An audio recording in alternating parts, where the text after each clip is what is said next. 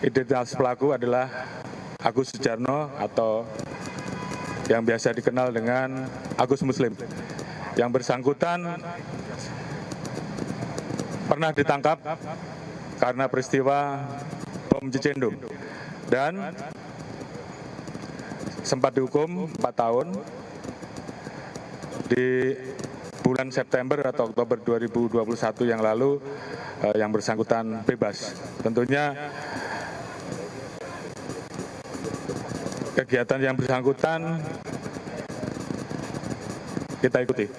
Namun demikian yang bisa kami jelaskan bahwa pelaku terafiliasi dengan kelompok JAD Bandung atau JAD Jawa Barat.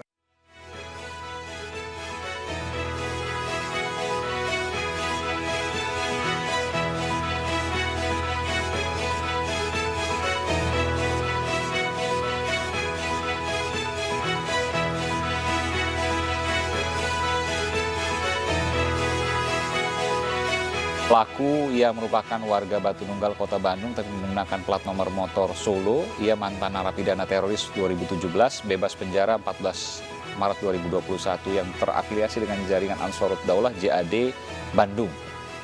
Iya. Baik, kita akan coba untuk menghubungi Bung Islah Bahrawi. Cak Islah, selamat malam, sehat selalu? Iya. Iya. Selamat malam, sehat, alhamdulillah. Saya mendengar Anda juga langsung menuju ke sana untuk melakukan pengamatan dari sana. Apa yang bisa Anda sampaikan, Cak Islah? Yang jelas begini ya, Agus Yatno ini adalah terpidana bebas murni sesuai vonis.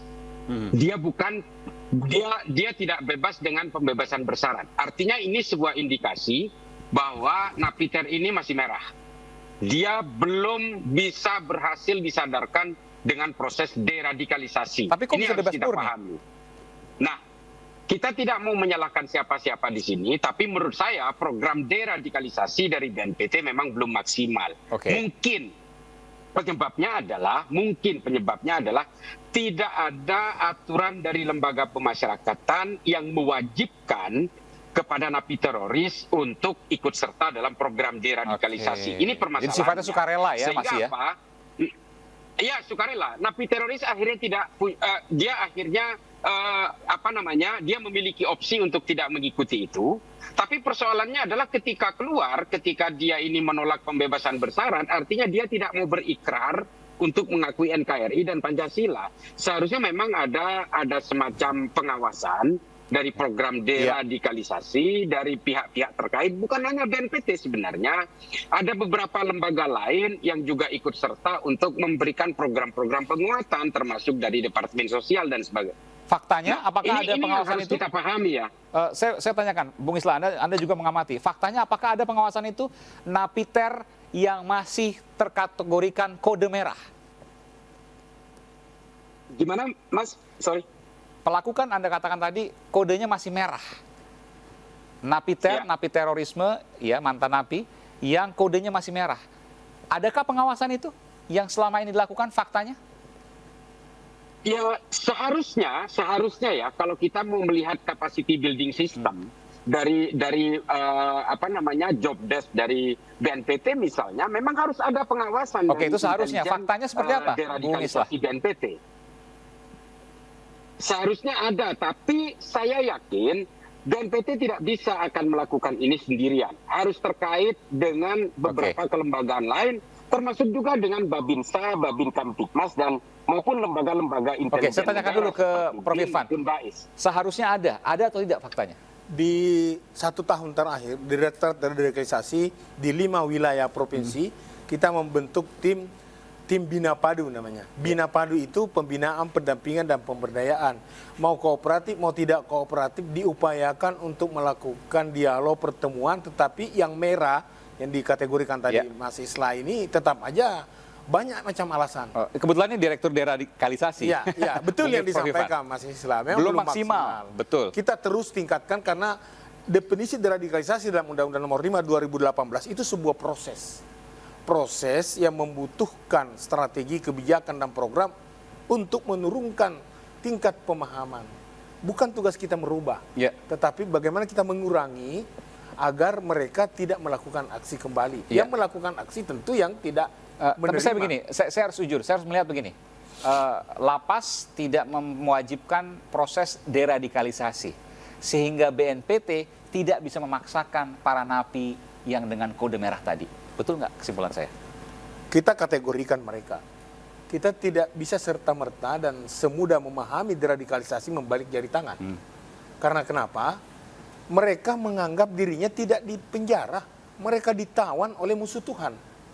Jadi mereka makin bersemangat melawan apapun kebijakan baik oleh negara, BNPT dan atau di Jempas dalam hal ini di lapas atau nanti keluar di Bapas. Totally at all tidak mengikuti, tidak mengakui. Artinya tidak berubah juga mereka Tidak berubah secara juga ideologi. Dan ketika keluar kan sangat membahayakan, lalu diapakan? Ya, itulah kita harapkan keterlibatan masyarakat. Namanya reintegrasi sosial. Tapi dikasih tahu masyarakat itu bahwa ini ada kode merah dan Iya, sebagainya. mereka kembali ke masyarakat, kita sampaikan. Tokoh ada, tokoh masyarakat, agar didampingi, ditemani, diajak. Ada penghulu, ada penyuluh Kementerian Agama. Saudara kita ini tidak kooperatif. Kita tidak bisa menjustifikasi seseorang.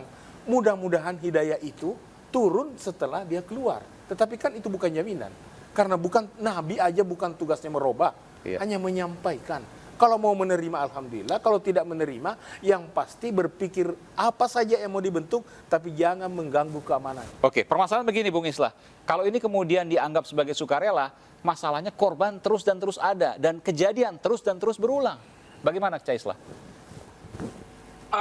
Memang kebetulan pelaku hari ini yang melakukan aksi bom bunuh diri ini adalah kebetulan memang residivis yang bebas murni selama 4 tahun tanpa pembebasan bersyarat.